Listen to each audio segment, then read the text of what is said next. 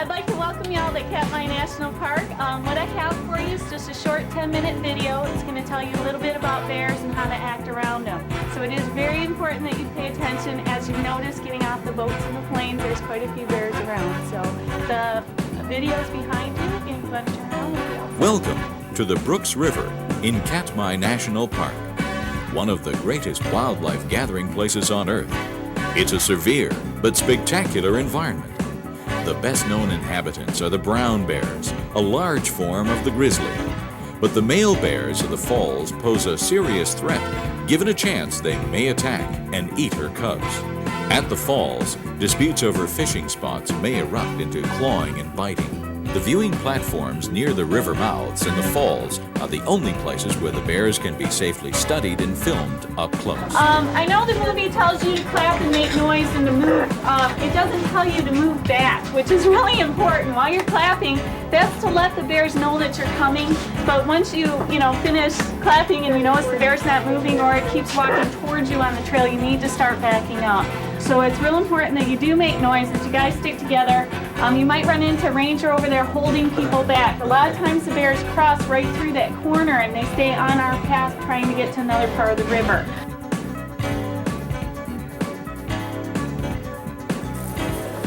I guess this is, what's the name of the lake? Naknek Lake. Naknek Lake up here, and we're just around from Brook Peninsula at a creek here. We were going to go fishing. We sure were. We had all good intentions to get out there right off the bat, jump off the boat and get right in there. But we were treated to something else, and it's something that happens here in Alaska. And if you look on the map at the Aleutian chain that runs out, you look on the northern end of that, you will see Bristol Bay. And just down from Bristol Bay is king salmon. And I have the good fortune, along with 10 guests, to be fishing with Ben John. Now, Ben John, your name precedes you, and it's all good. Well, it's all good. That's all good. I think that a lot of times in Alaska, what happens is we really get some neat people up here, and I think that the reason we get great people is just because of the experiences. Like what we're witnessing right now. Yeah, it's, a lot of people come up and they leave, and there's old fools like me that come up and fall in love with it and stay forever, and it gets in your blood and you just can't shake it. At least it is with me. Yeah. And stuff like this, it's, like I said 100 times, it's priceless. You can't possibly put a tag on it at all, except for the personal experience and the thrill and the heartbeat, actually. My heart was beating, because what ended up happening is we came in. Ben knows these bears so well, not personally, but you've worked with these, not worked with them, but fished around them for so many years that there's certain things like body language, and you picked up on some body language there. There was something going on. Can you explain it? Yes, I can. Actually, we talk and we communicate by voice and talk. These guys, well, you heard that old girl growling at that big boar when we first came in. And she was giving him some audio too, you want to call it that, but the body language. They will actually let each other know what they're thinking by their gestures, their ears. You may not think that she knows we're out here, but every once in a while she'll just kind of throw her head around and casually go like this, and she's checking us out. She knows right where we're at. She knows we're sitting here, we're not moving, but she's watching that big boar up there. And when we watch those two bears standing each other off, if you notice how he was standing and how she was standing, he was kind of hunched over and crunched and kind of back, and looked like he almost wanted to back up, but he didn't dare, because if he turned, she was going to take him. She wasn't moving a hair. And the reason she wasn't is because she meant what she was saying, and he knew it. And so whenever they just kind of stroll around, and all of a sudden after you've been around them, you can see this particular thing about their movements. And boy, you have to understand, when they make these certain movements, they get nervous. Yeah. And they'll make a real quick turn and they'll turn back. They know you're there, they're getting upset. Now, a lot of times they do not give you too much forewarning when they charge you. No, they never do. They've been clocked at speeds of 45 miles an hour and 100 yards, 3 seconds. And they're so fast. They look so gracious and so just like they wouldn't be able to walk across the street. well, they can, and they can do it very fast. So they don't give you a forewarning. When they decide that it's time for you to blow out, they'll tell you, and they come charged. I've been charged within 25 to 50 feet, and they'll stop, and you can't ever tell if it's a false charge. They'll false charge a couple times, and you never know when they're going to keep on coming. And the best thing to do, I guess, is just to stay still. And make That's right. What you do is you stand your ground, you let them know that you're big as they are, or you think you are anyway. You put your arms up, you start talking to let them know that you're not another critter that's going to take off running, that you're a human. And that kind of confuses them sometimes. And then the ones that have been around people, they understand. But unless you get in between a sow and her cubs, or you get into a guy where he's got a fishing hole and he's been protecting it for a long time, and he's hungry and he's going to eat there regardless who comes around, and if he's big enough, he's going to take you too, because that's his dinner plate. And after all, you know, if we missed about a meal for 4 or 5 months and we were sitting down at the dinner table, you'd defend your table too, your plate too. So that's the situation. And after this time of year, these guys are real full, they're fat. As you can see how fat they are. They've been eating since June, July, and they got a lot of fat on them, but they're caking up and they're feeding for that last big feast, because in October, next month, they're going to go in and hibernate. And it's very serious to them that they get enough food to build the body fat up. And so, again, they're serious about their food. And Mama's deadly serious about those cubs. Now, those little cubs you're seeing out there are late cubs. Those are little guys for this time of year. And she's very, very protective. These guys have got a real tough winter ahead of them. They should have been born early this spring. They should have been born coming in the den, coming out last spring. And I don't know what the story is, but they're awful small for September. Well, that's right. That's the time of year it is. It's the first week in September, and I cannot believe the beautiful weather we have. We have calm water. We have warm weather. I mean, I'm cooking a little bit. You brought it with you, because it was really tough before you got here a few days, and now this is turned off, and it's just great if these bears would cooperate. And these little guys have moved back out to the mouth of the creek again, and Mom's watching them. If they'd cooperate, we could get in there and fish and have a great day of fishing. The weather, there's not a breeze, it'd be beautiful. Well, this is our lighting crew. We bring them along. Sets this up. Well, you got a good crew. Yeah, you bet we do. But we have a good crew, and we have a lot of good guests that are with us, and we're up here in northern Alaska, just out of King Salmon, with my good friend Ben John. After a 15-minute wait, the bears gave us a corridor. Mama took her cubs into the lake for a swim. The boar had laid down. Ben John did not like the karma that the bears gave off and asked for my opinion. It was to fish the creek. He agreed under one condition, that we stay together to create a math and to listen to him. This was to be a fishing trip with a twist. Your eyes peeled for bears and your mind on your log. They're hard on the scrotum.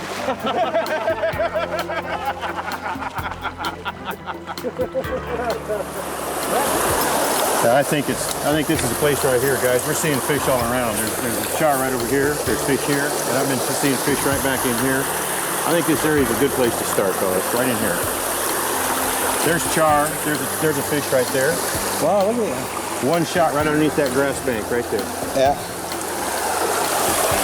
This is what we're really doing, is just spot fishing, isn't it? We're sight fishing. We're sight fishing. This is what we Actually, used to do, like bone fishing. We're hunting fish, partner. You bet, like steelheading in the spring steelheading. That's right, we're hunting fish. You bet. Okay, look at, guys. Yeah. $1 to the first fish. $1 from the company, okay? I'm gone. Okay, let's start fishing.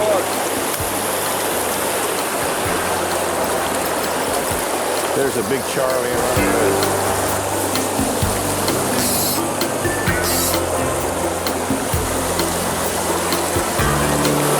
So, now Dolly Varden is a char. Yeah, it's a char family.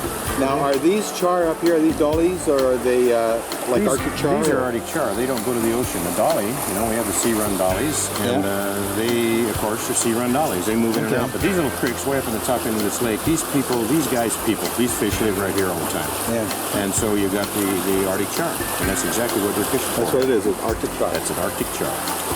It's a dolly family, char family. It's all the same family. You know, it's September right now, and it's amazing all the different types of fish we can fish for, isn't it?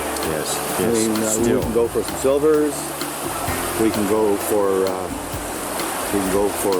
Rainbows. rainbows. We can go for Grayling. Arctic grayling.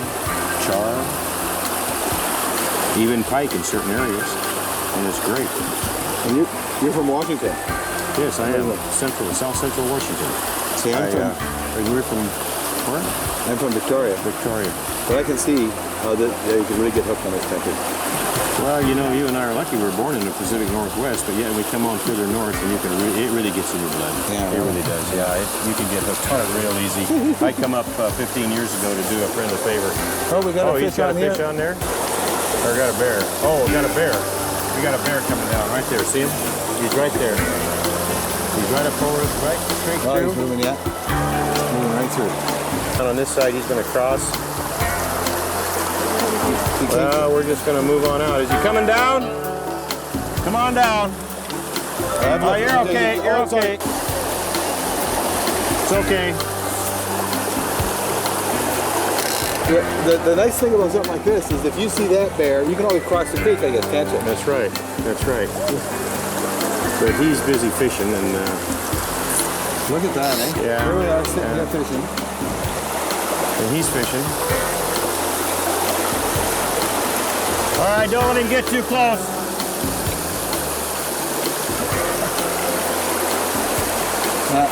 I guess. Yeah, watch it, you guys. Up, up. Ho, ho. Hey, come on, come I on, got a come fish on. on! Fish on! Hey, Isn't this bear, exciting? hey. Everyone's moved out of the way. And I got a nice fish on. You looked over your shoulder and there he was. This is exciting fishing, my friends. Coming down here. Yeah, This he's is coming what down. It's all about. And Yeah. that bear he's not too afraid of us. Hey!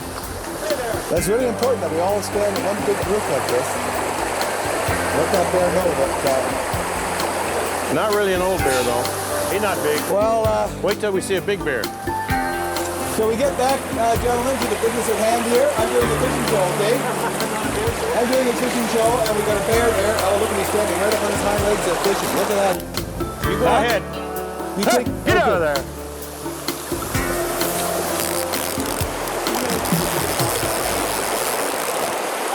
Wow, this looks like a There, nice he's got a trout. fish.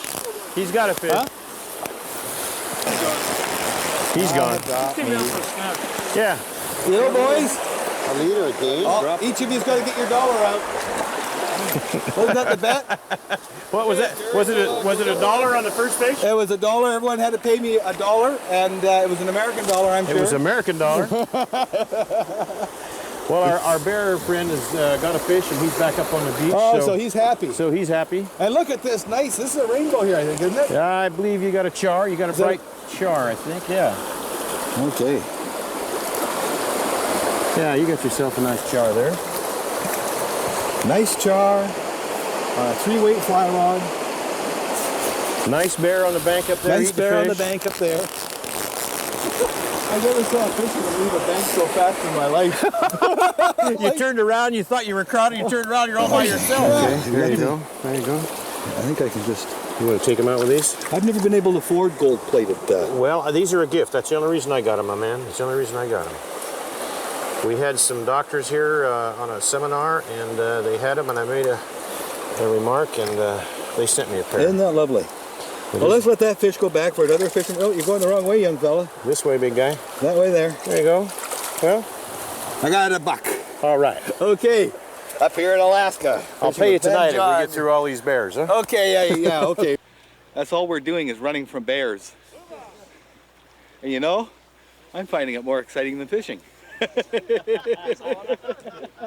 I wouldn't want to do it every day, but it's getting warm out too.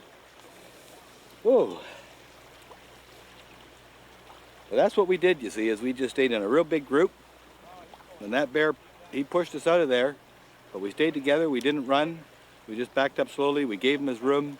He caught a fish, he went in, he ate it, and he did the old bear trick. He came down and worked and came back up around. In other words, he went through the bush and came back around. So it's the very same bear, we think. He's 19 inches long.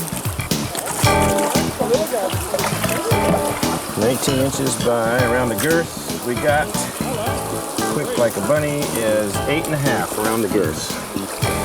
That's a pretty hefty char. On his little fly rod, he sure was, I'll tell you. I imagine he was. And by the way, right now, behind us, there are, everyone's got fish on, it seems. Okay, this guy's gonna go for a little swim. Here I got him, and the way he goes. Like Kennedy Airport around here. Only one difference is they're not dodging bears at Kennedy Airport. No. But, okay, here we go. We'll just put this little guy out right here. Thank you. Now I gotta get my line back in the water. Okay, that's right. That's right. That's right. There he goes. He's gone. All right, thank you. And there's the other one. Okay, you're Production line fishing. Production line fishing. Come on down here, Ken. Come on down. Ken's got one too. All right. All right. This is Ben's job is putting you on the fish, and all he does is stay down here and he keeps releasing fish. Hey Gary, do you suppose the bears know the fish are biting? This is no-name trick control tower. Is that a char there? Yep. Yeah, I think it is. Yes, it is. Yep. Now this guy's got spotting colors. See the difference? Oh, isn't that beautiful? Look at those beautiful spotty colors. See the eggs coming out of him? Yeah. Look at the eggs. See the eggs right there? He's puking eggs out of his mouth, but see those spawning colors? Yeah. Look at that. He's so full of eggs, they're coming out of his mouth. No, he's right here. He's right here. The action's non-stop. They call Dave Thurber, this is Dave, he's on stage right now playing a fish. They call him the madman of Victoria, so I hear. Actually, you're with Pacific Group in Victoria, aren't you? Yeah. In Cobble Hill, just north of Victoria. Yeah. Well, I'm sure glad that the boys from Braymore could talk you into coming. Oh yeah. How have you liked This is fine. This is just great. Have you enjoyed it so far? Never seen a more beautiful place in Alaska here. Look at this. Beautiful scenery. We get to come up here and catch things like this. Isn't that great? Just in a little week, creek like this. I didn't quite hear you over the water. What did you say? Would you say you have a fish on? Take him down here so you don't get wrapped into the. It wouldn't be one of those little sockeye salmon, would it? Huh? No, it doesn't. It doesn't look like a sockeye salmon. It's a nice char. Water too. Did you pick them right up here, Marty, in the rip? Yeah, right in the quick water. What did you use? A little bead like mine? Very same thing. Yep. Did you know that Dave got his on a dry fly? You know what the worst thing about that whole episode is, Gary? What? It's a dry fly. I just gave him. It's just what? Oh, the dry fly you just gave him. I'm going to lay my rod down over here. Everyone remembers Marty. We did a show up in Charlotte at one time, didn't we? Yeah, we did. We had a good Where we played about a 35-pound Chinook that we thought was 50 pounds because it fought like it wouldn't. Drag this halfway. Water right there, and when we get ready to release him, if you would. Yeah. Then Okay, we'll- Benny. Ben John. Yes, sir. My man. Yeah. What a day you've been showing us. This is great. Isn't it great? And you know, we've got a tomorrow. What we're going to be doing is Did you lose it, Marty? I did, Gary, but let's not let go. Okay, come on over here. Come on over here, buddy. I heard that. Oh, Come on over here. that's a deathly Now, sound. I want you to be very honest. What have you thought of your 2 days of the trip so far? Absolutely fantastic. Isn't that Yeah, the fantastic? country up here is beautiful. It's a great spot. And today was much more enjoyable as I get better fly casting. I hit myself in the back of the head. Yeah, you just learned in a float tube. Yeah. I'll tell you a little story about Marty. We went out on a lake, and I thought I'd teach him how to use a float tube.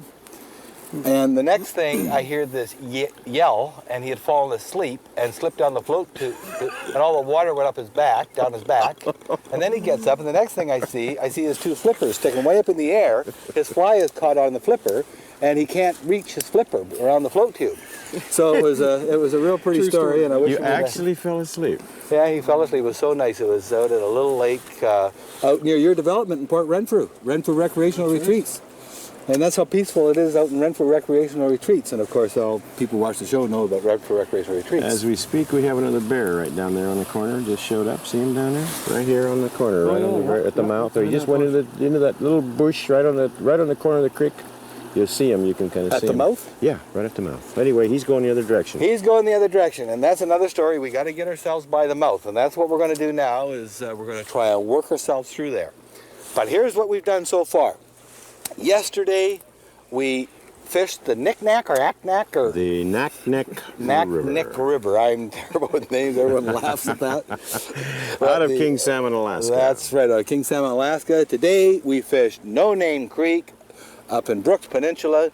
Tomorrow we're flying up. We're going to fly due south of King Salmon, approximately 25 to 30 minutes of bush plane, and sit down on a little lake, hike about a mile. Well, actually, it's about a 45-minute hike across the tundra, and work on a creek, a little stream about this size for rainbows and char and dollies. And it's really awesome. We were in the other day, and there's some big fish in that creek. That's right. I sent out the big boy here to scout it all out. And that is on an episode